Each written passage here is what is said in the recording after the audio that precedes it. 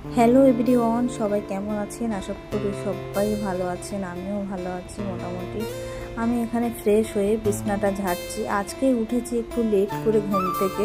আজকে ছিল মঙ্গলবার। আমার এই ঘুম থেকে উঠতে 8টা বেজে গেছে। আমি 8টার সময় উঠে তাড়াহুড়ো করে আমি বিছনাটা ঠিক করছি। আর এদিকে বিছনাটা না ঠিক করলে না টান টান আমার ভালো লাগে না। আমি সবার আগে চেষ্টা করি যে আমার বিছনাটা ঠিকঠাক করে রাখতে।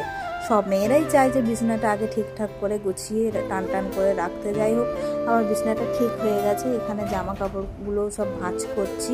কয়দিন ধরে না ঝিরঝির করে বৃষ্টি হচ্ছে, ঠিক করে জামা কাপড় শোকাতেই পারিনি। তাই জন্য ঘরের মধ্যে না একটা দড়ি টাঙিয়েছি, সেই দড়ির মধ্যে কিছুটা শুকিয়েছে, তাই আমি ভাঁজ করে এগুলো তোলা হয়ে গেছে, গোছানো হয়ে গেছে।